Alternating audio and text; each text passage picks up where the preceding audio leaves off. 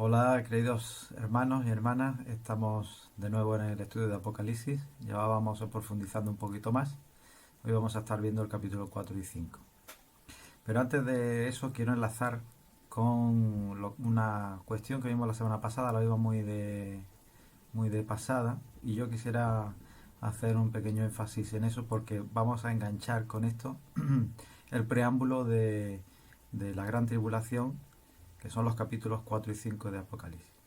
Pero quisiera que leyéramos en el capítulo 3, versículo 10 de Apocalipsis, en la carta a Filadelfia, este detalle. Dice: por cuanto has guardado la palabra de mi paciencia, yo también te guardaré de la hora de la prueba que ha de venir sobre el mundo entero para probar a los que moran sobre la tierra. Está hablando claramente de un futuro en el que la iglesia está preparándole el Señor está preparándole a la iglesia de Filadelfia, y como consecuencia también, como hemos visto, este es un mensaje también prescriptivo para nosotros, está preparándole para afrontar el tiempo de la hora de la prueba, que claramente justo antes del preámbulo de la gran tribulación le está advirtiendo de que la iglesia afrontará un periodo de dificultad como este. Pero dice: por cuanto has guardado la palabra de mi paciencia, yo también te guardaré de la hora de la prueba que ha de venir sobre el mundo entero. Ese te guardaré en griego se usa la palabra setereso. Y ese setereso no significa sacar hacia afuera, como algunos interpretan, porque literalmente la palabra en el griego significa fortalecer, guardar, proteger, cuidar, custodiar, conservar. Eso es lo que significa setereso. Es decir, te fortaleceré, te guardaré, te protegeré, te cuidaré, te custodiaré, te conservaré. Eso es lo que dice, que en medio de la prueba el Señor va a proteger, va a cuidar, a guardar, a fortalecer a su iglesia. Entonces tengamos en cuenta esto, porque a veces, no sé, a veces por cuestiones de querer implantar una doctrina, a veces se tuerce un poco alguna exégesis, y podemos, en vez de hacer una exégesis, que es sacar del texto lo que dice, podemos hacer una eisegesis, que es meter dentro del texto lo que no dice. Entonces tenemos que entender esto. Bien, bueno, seguimos adelante. Capítulo 4 y 5, como te estoy diciendo, es una antesala de la tribulación, que se va a ver a partir del capítulo 6 hasta el capítulo 19. Sin embargo, nosotros la semana que viene nos vamos a empezar a ver, a pararnos y a estudiar las profecías correspondientes a Apocalipsis del libro de Daniel. Y bueno, ya la iremos viendo. Pero estos capítulos 4 y 5 son una antesala. Y ahora entraremos un poquito más en materia. Y dice así, capítulo 4, versículo 1, dice: después de esto miré, y aquí una puerta abierta en el cielo, y la primera voz que oí, como de trompeta, hablando conmigo, dijo: sube acá, y yo te mostraré las cosas que sucederán después de estas. Está haciendo referencia a Apocalipsis 1:19, con aquel bosquejo que vimos, las cosas que has visto, las que son y las que han de venir después, o que han de suceder después de estas, ¿no? Entonces, ahora corresponde a las cosas que van a suceder después de estas. Estamos hablando ya de lo que es el preparativo para la segunda venida de Jesucristo. Pero si te fijas, aquí dice: después de esto miré, y aquí una puerta abierta en el cielo.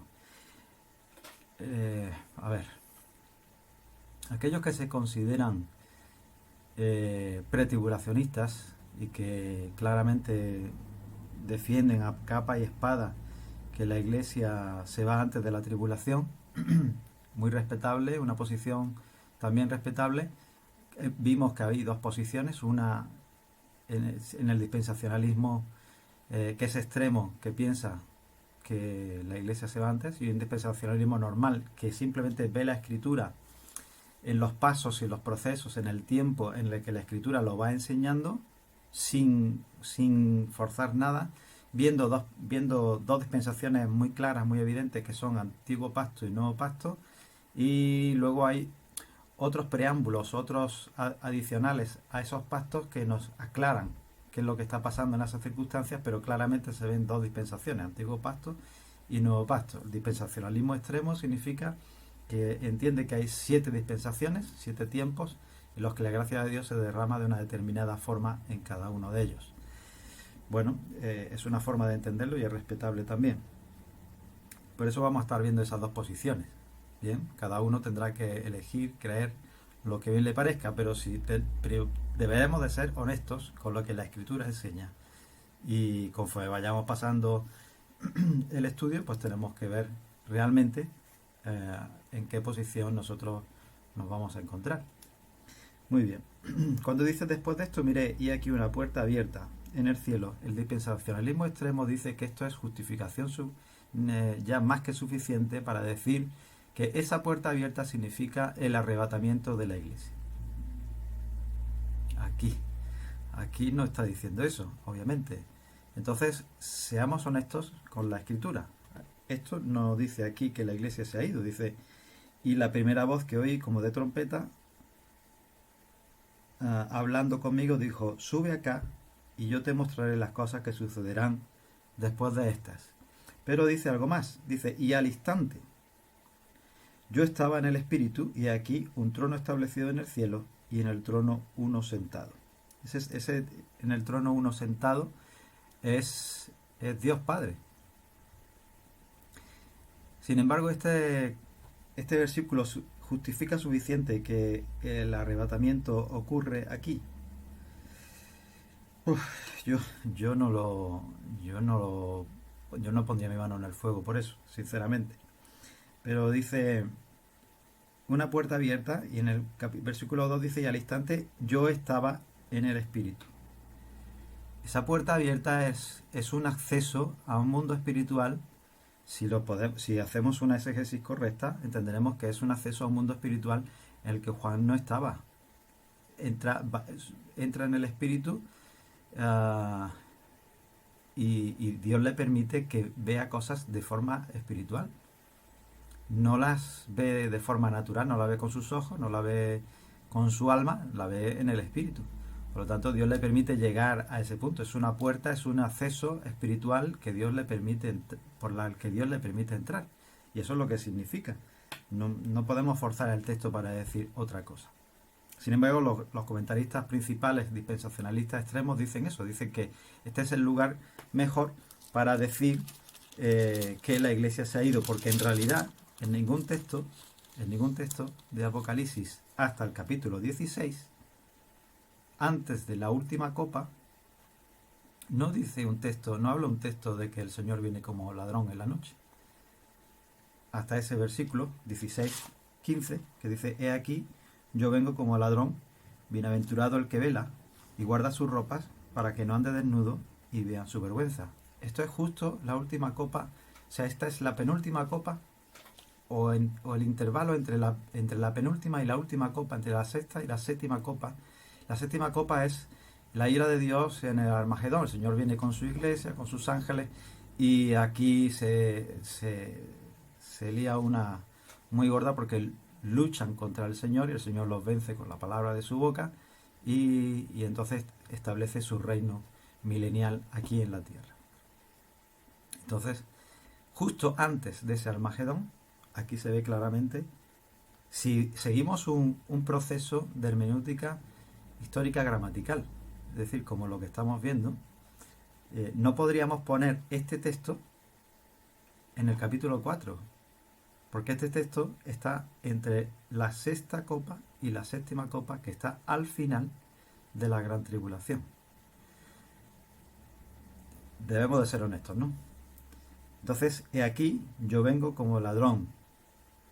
Bienaventurado el que vela y guarda sus ropas para que no ande desnudo y vean su vergüenza. Gloria al Señor. Bueno, son detalles que tenemos que ir avanzando en ellos, ¿vale? Entonces, dice así, y el aspecto del que estaba sentado era semejante a piedra de jaspe y de cornalina. Y había alrededor del trono un arco iris, semejante en aspecto a la esmeralda. Y alrededor del trono había 24 tronos, y vi sentados en los tronos a 24 ancianos, vestidos de ropas blancas, con coronas de oro en sus cabezas. Un trono establecido en el cielo, es decir, un trono inamovible, eterno, para siempre, es el trono de Dios. Y ahora vamos a ir sumando figuras a la escena del trono. Y se nos va revelando poco a poco la inmensidad y la grandiosidad, la majestuosidad que hay en ese momento, en el que en ese preámbulo el Señor Jesucristo, bueno, toda la Trinidad al completo y todo el cielo al completo están ya dispuestos para ejecutar los juicios. Y hay alabanzas y hay gloria a Dios y adoración, pero es muy interesante ver o seguir estudiando cada figura de los que va apareciendo aquí en la escena y poder entender, porque también nos va a dar lugar a comprender quiénes son unos, quiénes son otros y qué es lo que está ocurriendo en esa escena. Los 24 ancianos, ¿quiénes son? Bueno, vamos a ver, Apocalipsis 21, 12 y 14, dice, tenía un muro grande y alto, está hablando de la Nueva Jerusalén, cuando ya viene a instaurarse aquí sobre la tierra. Dice, tenía un muro grande y alto con 12 puertas, y en las puertas 12 ángeles y nombres inscritos, que son los de las 12 tribus de los hijos de Israel. Al oriente 3 puertas, al norte 3 puertas, al sur 3 puertas, al occidente 3 puertas. Y el muro de la ciudad tenía 12 cimientos, y sobre ellos los 12 nombres de los 12 apóstoles del Cordero. En el antiguo pacto, Israel ha sido la puerta para que el Mesías viniera. Es el olivo en el cual la iglesia está injertada. Por lo tanto, la piedra angular es Jesucristo, pero las puertas por las que ha venido el Evangelio, ha venido la gracia de Dios, el reino de Dios ha sido Israel. Y eso se va a significar también, va a ser simbólico en la Nueva Jerusalén también. Sin embargo, en el Nuevo Pacto, la iglesia son representadas con 12 columnas de los 12 apóstoles. Y es interesante ver que el Señor nos dice en Apocalipsis 3:12, al que venciere yo lo haré columna en el templo de mi Dios. Al que venciere. Claro, esos apóstoles vencieron, pero es que nosotros vamos a vencer también. Y nos dice que nos hará columna en el templo de mi Dios. Es un elemento simbólico en el que quiere decir que vamos a formar parte de la estructura del templo de Dios. Ya estamos formando en el Espíritu parte de la estructura del templo de Dios, pero que aún así en aquel tiempo, cuando la Nueva Jerusalén sea instaurada aquí en la tierra, va a tener una repercusión mayor y va a quedar definitivamente marcado y grabado para siempre. Bueno, es hermoso, ¿no? Cómo el Señor está haciendo, cómo el Señor nos dice lo que va a suceder y el papel que va a tener la iglesia preponderante, a la vez que Israel. Por lo tanto, Efesios 2, versículo 12 al 22 dice, en aquel tiempo estabais sin Cristo, alejados de la ciudadanía de Israel y ajenos a los pactos de la promesa, sin esperanza y sin Dios en el mundo. Pero ahora en Cristo Jesús, vosotros que en otro tiempo estabais lejos, habéis sido hechos cercanos por la sangre de Cristo. Porque Él es nuestra paz, que de ambos pueblos hizo uno, derribando la pared intermedia de separación, aboliendo en su carne las enemistades, la ley de los mandamientos expresados en ordenanzas, para crear en sí mismo de los dos un solo y nuevo hombre, haciendo la paz, y mediante la cruz reconciliar con Dios a ambos en un solo cuerpo, matando en ella las enemistades. Y vino y anunció las buenas nuevas de paz a vosotros que estabais lejos y a los que estaban cerca. Porque por medio de Él, los unos y los otros, tenemos entrada por un mismo espíritu al Padre. Así que ya no sois extranjeros ni advenedizos, sino conciudadanos de los santos y miembros de la familia de Dios, edificados sobre el fundamento de los apóstoles y profetas, siendo la principal piedra del ángulo Jesucristo mismo, en quien todo edificio, bien coordinado, va creciendo para ser un templo santo en el Señor, en quien vosotros también sois juntamente edificados para morada de Dios en el Espíritu. Así que ya no sois extranjeros ni advenedizos, sino conciudadanos de los santos. Uno de los argumentos que tiene el dispensacionalismo extremo para decir que la Iglesia ya se ha ido es que a partir del capítulo 4 ya no se habla más de Iglesia, se habla de los santos. Sin embargo, Efesios 2, aquí, hablando de este asunto, de esa unidad que hay en el Espíritu, es decir, a partir de que Cristo viene, muere en la cruz, instaura, comienza la Iglesia, lo que ocurre ahí es que comienza un Israel espiritual. Tanto judíos como gentiles, por un mismo espíritu, son uno en el Señor. Gloria a Dios. Y ese es el punto principal. Y eso es lo que significa la Nueva Jerusalén, que tanto judíos como gentiles, unos como puerta, otros como bases que sustentaron el Evangelio en la predicación del mismo, sustentan el templo o estructuran el templo de Dios. Gloria al Señor. Y nos dice, sino conciudadanos de los santos, miembros de la familia de Dios. Y esos santos, que son uno en un mismo espíritu, son los que aparecen en Apocalipsis a partir del capítulo 4. Bueno, gloria a Dios, vamos a seguir. Si no, se nos va mucho tiempo. Como ves, se puede profundizar mucho más y esto se podrá tratar más adelante personalmente. Y alargaremos más y profundizaremos más. Pero bueno, para dar un vistazo rápido al Apocalipsis, pues podemos verlo, ¿no? Así. En ese proceso, vemos aquí, dice, y que alrededor del trono, versículo 4, había 24 tronos, y vi sentados en los tronos a 24 ancianos vestidos de ropas blancas, con coronas de oro en sus cabezas. ¿Quiénes son estos? Pues hombre, acabamos de ver que 12 son puertas y 12 columnas, que son los apóstoles, pues quiere decir que es una significación también de que de los dos pactos ha hecho uno solo, que es el nuevo pacto en Cristo Jesús, en el cual ya no hay diferencia, sino por un mismo espíritu tenemos acceso al Padre. Gloria a Dios. Y dice, y del trono salían relámpagos y truenos y voces, y delante del trono ardían 7 lámparas de fuego, las cuales son los 7 espíritus de Dios. Y delante del trono había como un mar de vidrio, semejante al cristal, y junto al trono y alrededor del trono 4 seres vivientes llenos de ojos delante y detrás. Lo que se ve ahí en esa escena es que la Trinidad está perfectamente. En el capítulo 5 encontramos que ahí está el Cordero. El capítulo 5, versículo 6 dice, estaba en pie un Cordero como inmolado. Lo que nos significa esta imagen del trono es que la Trinidad está presente, está ahí, está inmanente, justo antes de producirse los juicios. ¿Quiénes son los 4 seres vivientes? Isaías 6.2, y lo puedes leer tranquilamente en casa, nos dice que son ángeles. El león, el becerro, hombre y águila.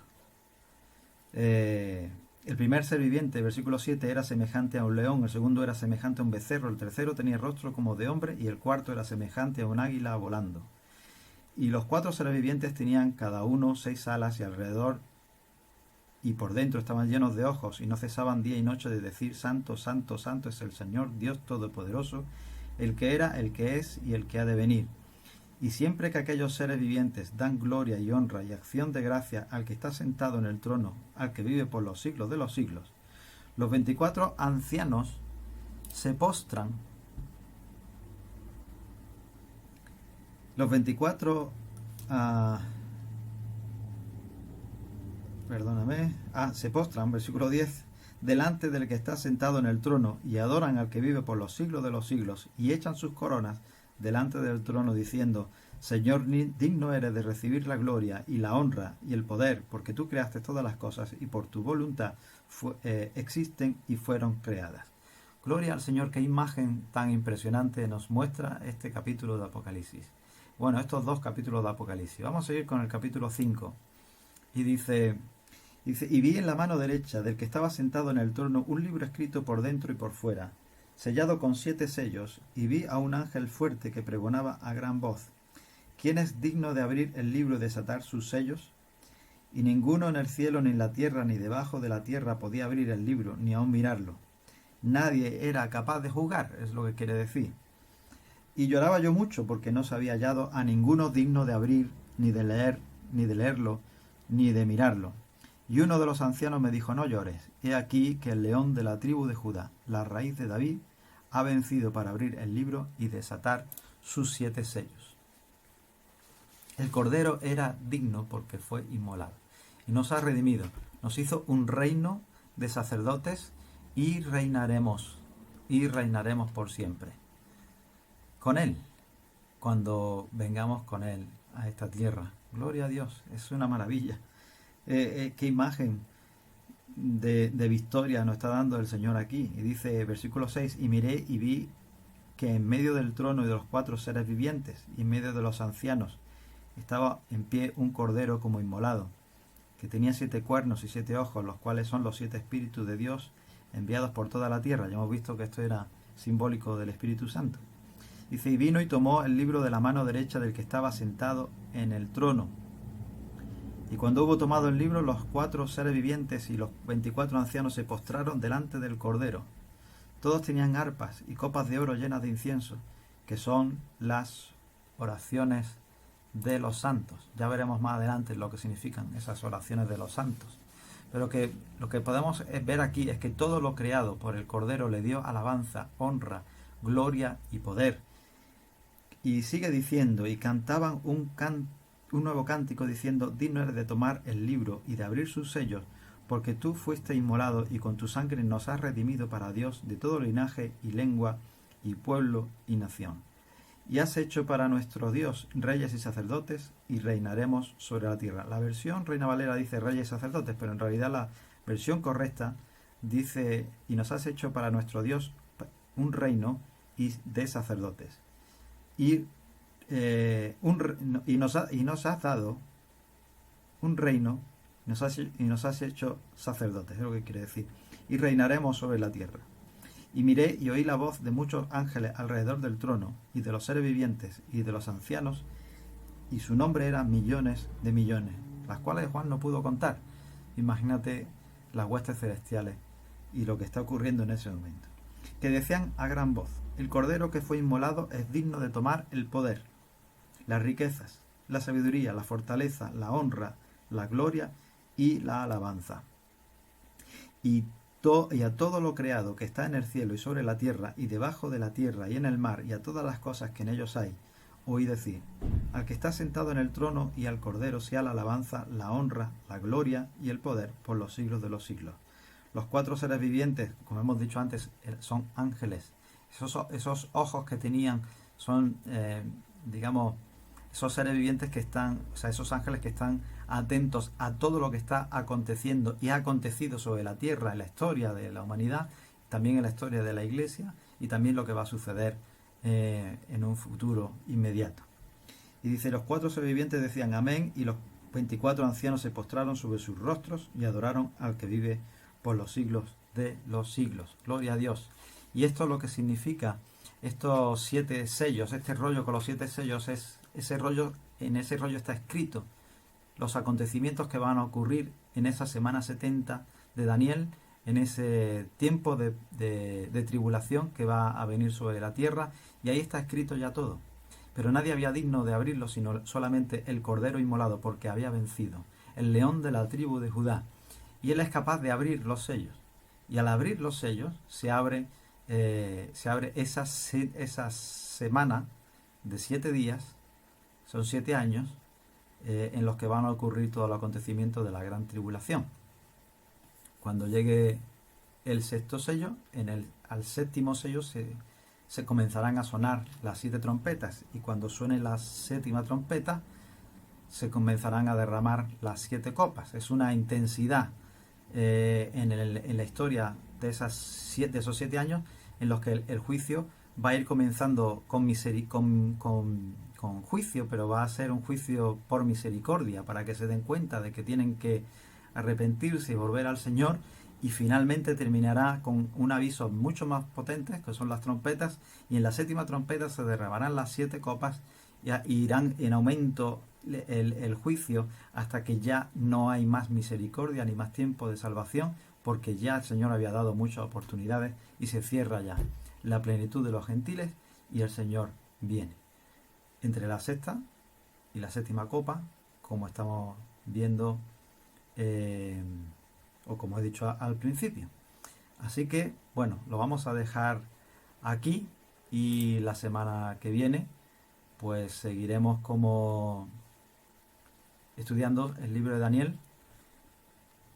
Volveremos a retomar a partir del capítulo 6 de Apocalipsis más adelante, pero ahora vamos a hacer ese paréntesis, vamos a empezar a estudiar el libro de Daniel, que nos va a ayudar a entender qué es lo que está ocurriendo en la gran tribulación.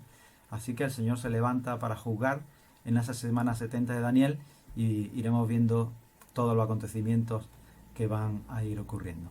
Bueno, gloria al Señor. Hemos abarcado hoy capítulo 4 y capítulo 5. Muy interesante, muy profundos. Bien, pero tenemos que ver qué es lo que la Escritura nos dice y también ser honestos con ella. Bueno, que Dios te bendiga, hermano, y te aprecio en el Señor. Dios te guarde.